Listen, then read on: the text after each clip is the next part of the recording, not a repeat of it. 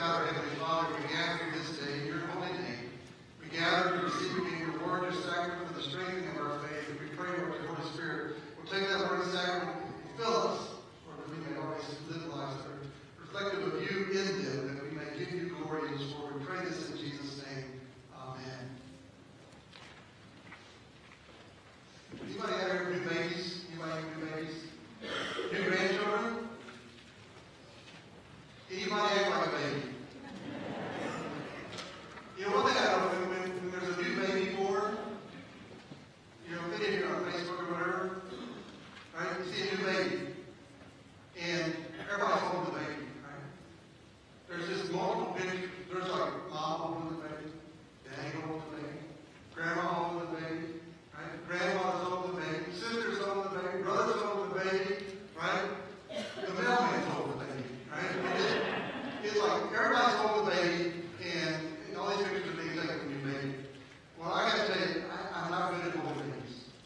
Okay, it's just not something I do well, and I think it's because I always cry when I hold it. And Sally always tells me it's because, right? You hold the baby like you hold a Bible. Right? Don't you hold a baby like this? And hold him out like this? Get ready to. No. You know, and people get kind of nervous of that, especially when I hold a baby like this. Just those kind of things.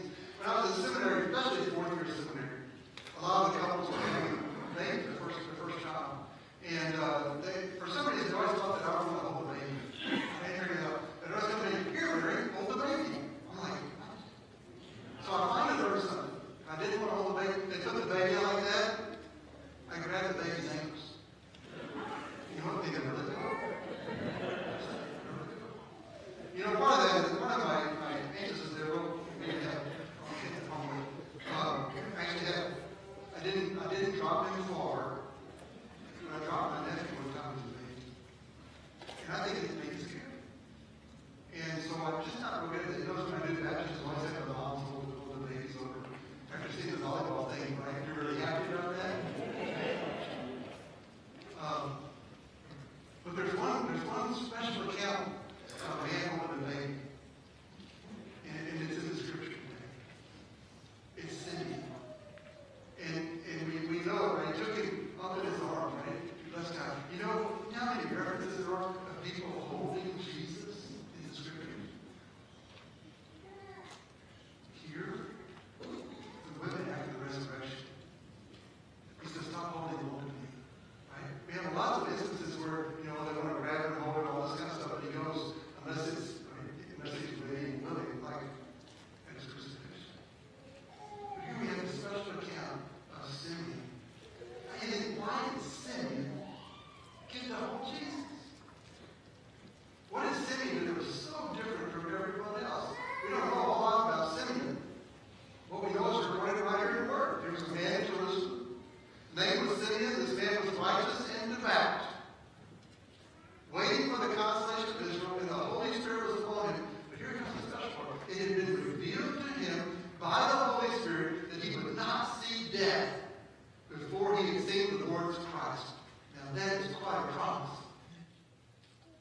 Simeon received that promise. And so he came in the Spirit into the temple when the parents brought in the child Jesus to do for him according to the custom of the law. He took him up in his arms. What a special privilege Simeon had. A privilege that we know of no one else in the scriptures. Of course, we have to think that Mary and Joseph held the baby Jesus, maybe some relatives, but we have the account here. What a special account of him holding the baby Jesus. What an honor. You know, he didn't just do that, did he?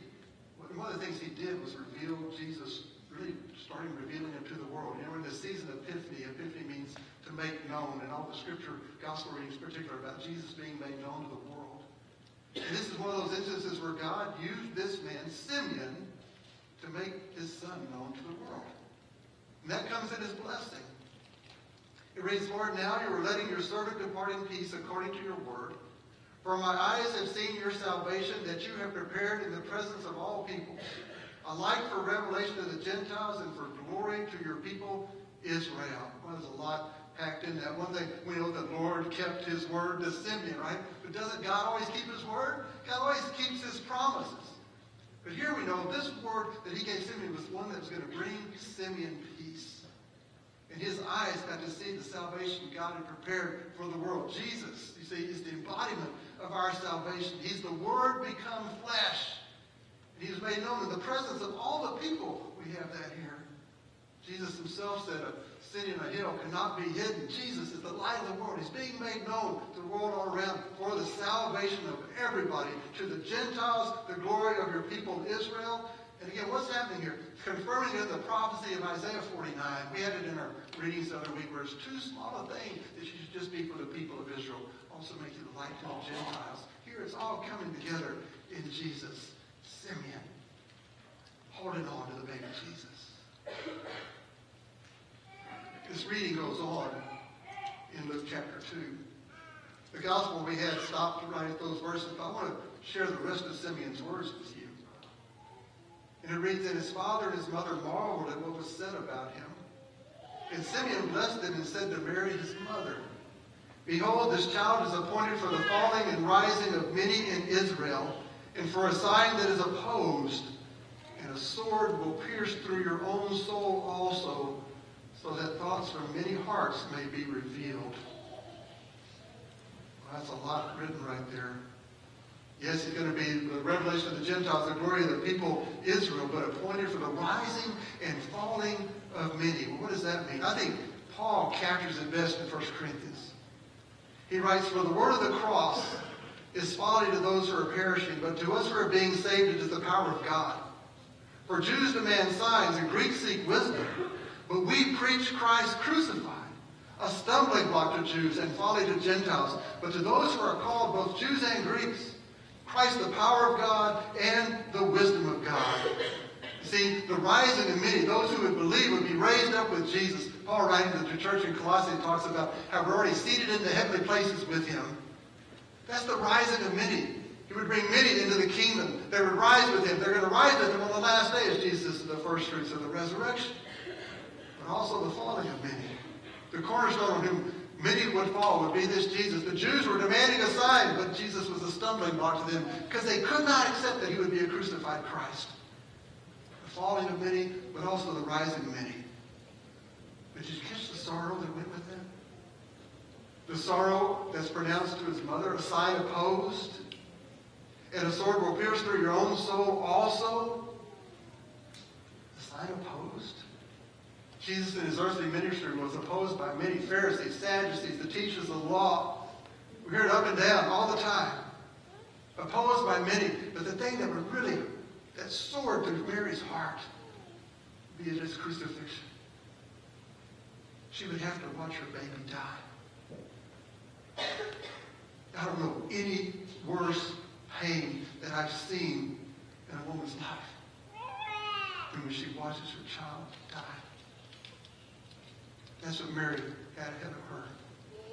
Mary would be standing at the cross. She would hear his words to John, behold your mother, and mother, behold your son. She would hear those words, but she would have to watch him die on that cross. That sword would pierce her soul.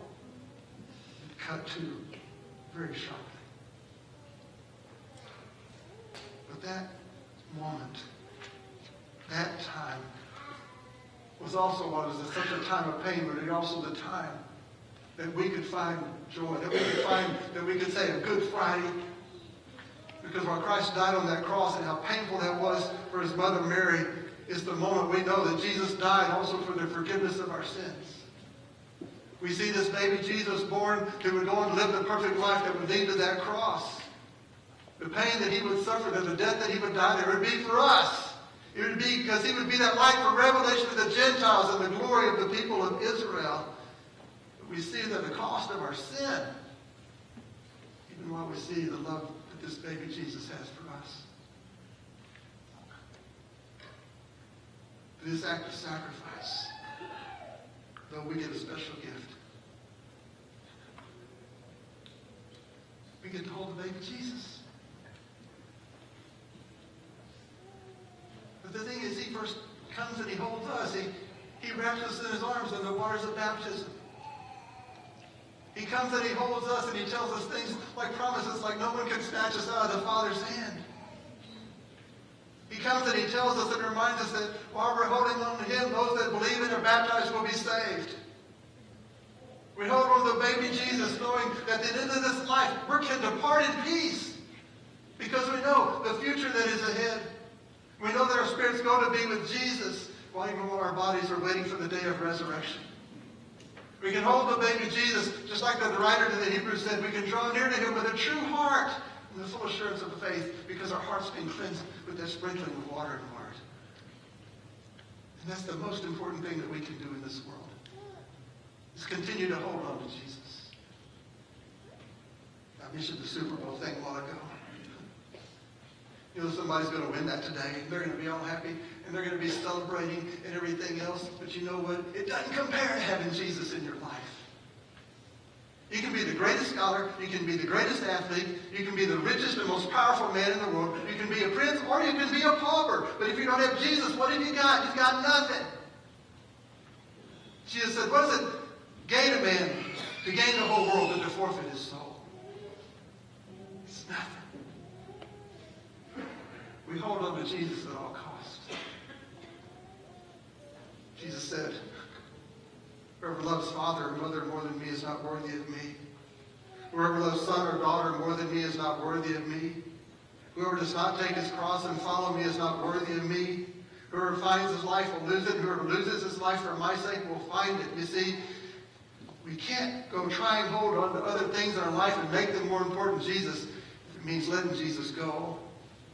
The big question, of course, every day is, what do we need to let go so we make sure that we don't let go of Jesus?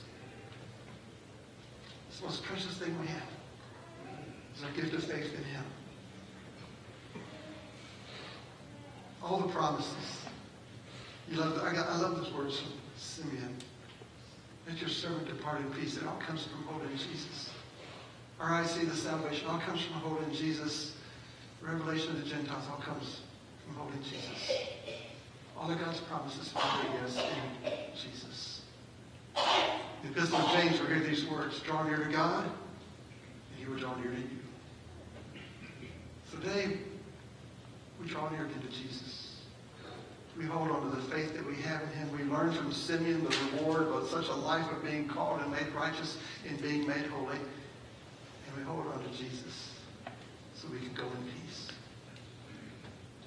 I'm going to close this message today with a song, and you're going to sing it. I'm going to invite you to turn your hymn roll, page 199. And it's familiar to you. It's always titled as the Nunc Dimittis. But you'll see as you look at that, what is it? It's nothing more than the Song of Simeon. The Song of Simeon that we have recorded in Luke 2 today. And I think as we go in peace today, it's only fitting and proper that we sing this song together, starting at 199. I'm going to invite you to stand as we sing this together.